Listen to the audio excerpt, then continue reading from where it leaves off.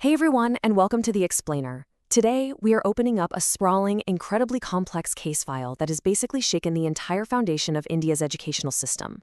We're talking about the unprecedented cancellation of the NEET-UG 2026 examination. Our focus today is strictly on the facts, the forensic evidence, and that massive legal response that is unfolding right now. Let's get right into it. Okay, I want you to picture this number, 25 lakh rupees. According to the Rajasthan Special Operations Group, or the SOG, that was the staggering alleged price tag for just one single illicit copy of this leaked medical entrance exam. For that amount of money, this highly organized syndicate was essentially promising guaranteed access to India's top medical colleges. Crazy, right?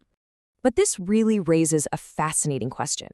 How exactly did a physical paper breach, something initially thought to be just a localized problem, cascade into this massive multi-state criminal investigation, one that actually required pulling in the full force of the Central Bureau of Investigation?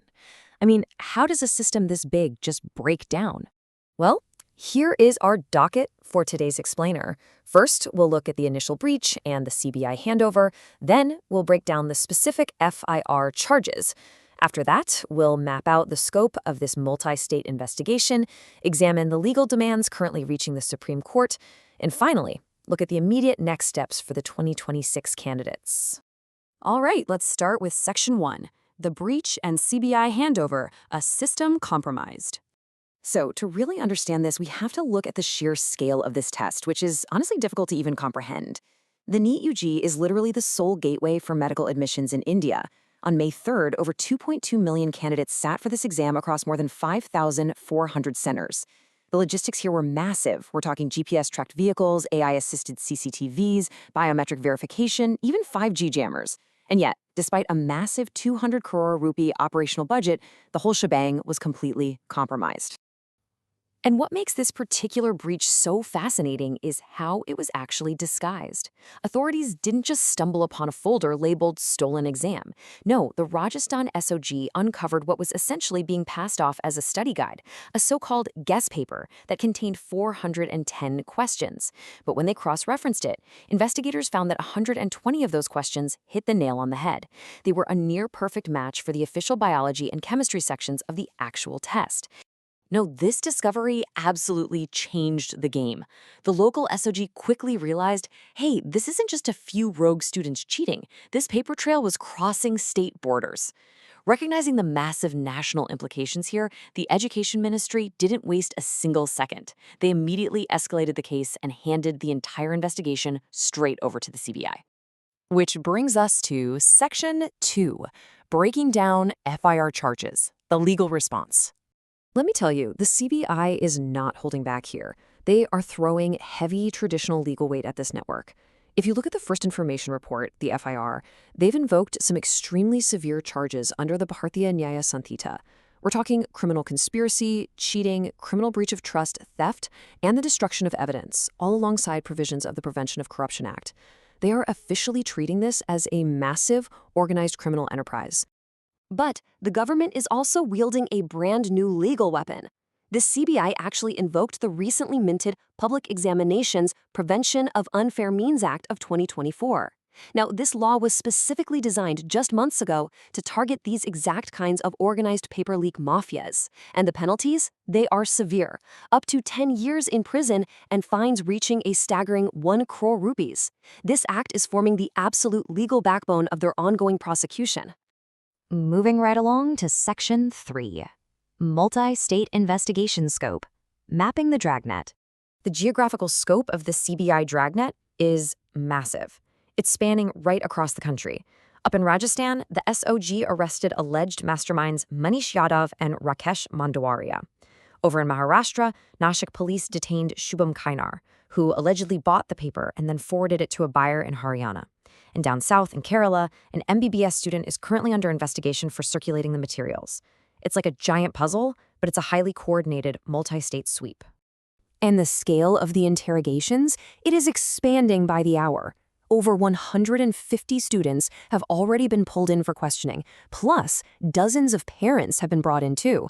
The CBI is meticulously working their way backward from the buyers to map out this syndicate's entire network.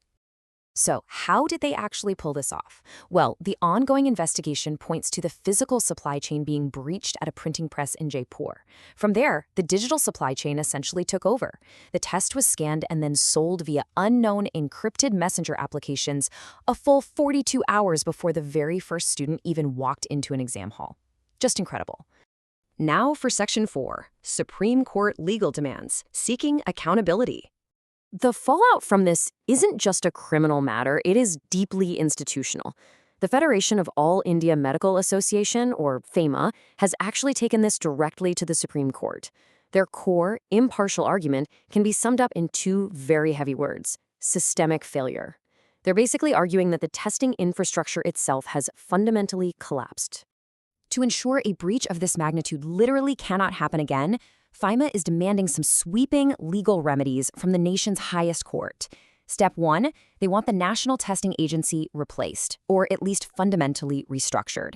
Step 2, they're demanding that the upcoming re-exam be conducted under the strict supervision of a Supreme Court-appointed committee that features real cybersecurity experts. And Step 3, they want the CBI forced to file a comprehensive status report on their dragnet within 4 weeks. Finally, we're at Section 5. Next steps for NEET 2026, institutional recovery. While these massive legal battles wage on, we have millions of students just left in limbo. But to provide some immediate reassurance, the NTA has outlined their logistical recovery plan. The new re-exam dates are going to be announced within 7 to 10 days. And good news, candidates do not need to register again. Your previous center choices and data will just carry forward. Crucially, the original application fees are being fully refunded to all 2.2 million students, and the retest will be conducted entirely on the NTA's dime using their internal resources. When you look back at it, the speed of this crisis has just been staggering. Let's quickly review the timeline. The exam happened on May 3rd. By May 7th, whistleblowers were already sending evidence to the NTA. On May 8th, the very first detentions happened in Sikar. And by May 12th, literally just 9 days after the test, the government executed a total cancellation and called in the CBI. It was a rapid, totally unprecedented escalation. Which brings us to the ultimate question for this explainer. We've seen the heavy FIR charges, we've looked at the brand new 2024 anti-cheating laws, and we've mapped out this massive multi-state CBI dragnet.